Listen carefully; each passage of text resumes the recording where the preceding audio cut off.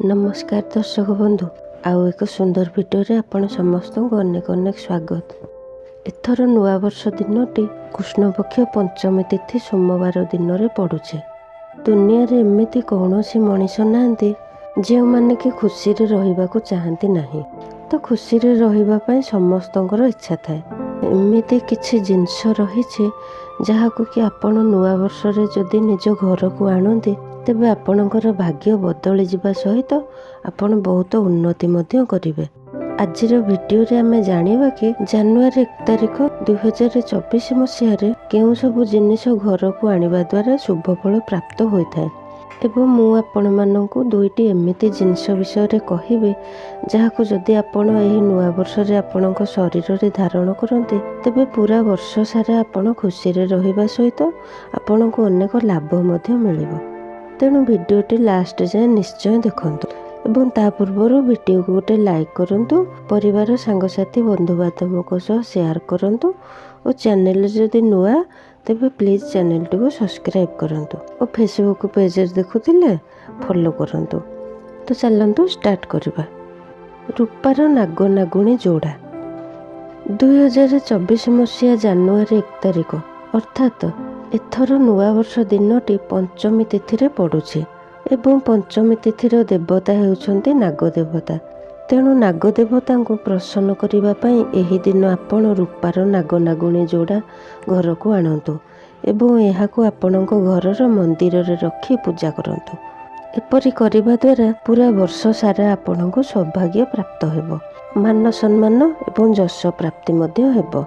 यह व्यतीत आपण नंदी महाराज मूर्ति मध्य आनी आपणक ठाकुर घरे रखी पूजा करिपारिबे। यह द्वारा मध्य आपणको वर्ष सारा शुभ फल प्राप्त होइथाय। चीनी एवं मिश्री आपण एही दिन घर को चीनी एवं मिश्री दुईटी मध्यरु कौनसी गोटे निश्चय किणी आणंतु। एही दुईटी शुक्र ग्रहर संकेत अटे जहाँकि तांको मजबूत करथाय। आपण एहाको आनी महादेव को अर्पित करने सहित वर्ष सारा काच डबारे स्टोर करी रखिले वर्ष सारा धन एवं ऐश्वर्य प्राप्त हेबो। यह द्वारा आपण को पूरा वर्ष धनर अभाव होई न थाए। धला रंगर रुमाल एथर नुआ वर्ष दिनटी सोमवार रे पड़ुछि एवं सोमवार हेउछि देवदेव महादेवंकर प्रिय बार एवं धला रंग मध्य महादेवंकर अत्यंत प्रिय होइथाय। तेणु आपण एही दिन धला रंगर रुमाल किणी आणंतु।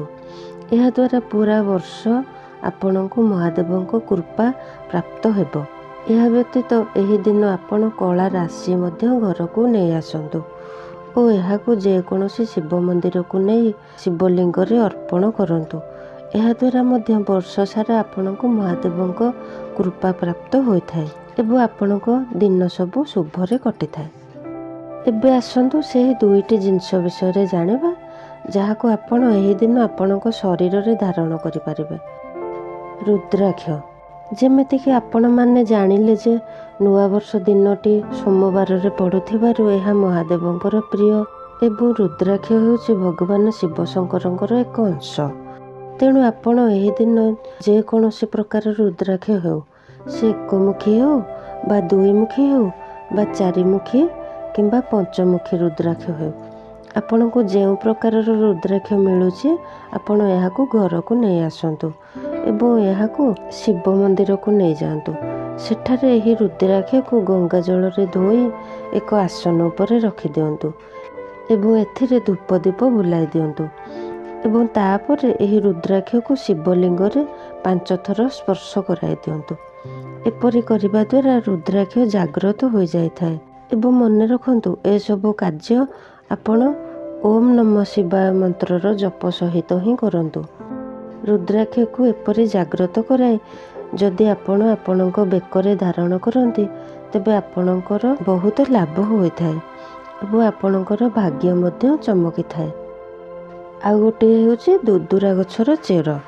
दुदुरा फूल भगवान शिवंकर अत्यंत प्रिय फूल।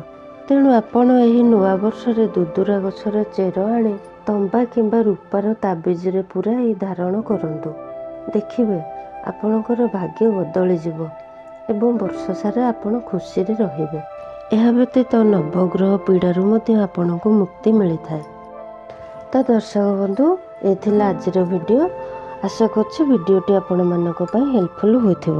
ତ ପୁଣି ଆସିବେ ଆଉ ଏକ ସୁନ୍ଦର ଭିଡ଼ିଓ ସହିତ। ସେ ପର୍ଯ୍ୟନ୍ତ ରହୁଛି। ଜୟ ଜଗନ୍ନାଥ।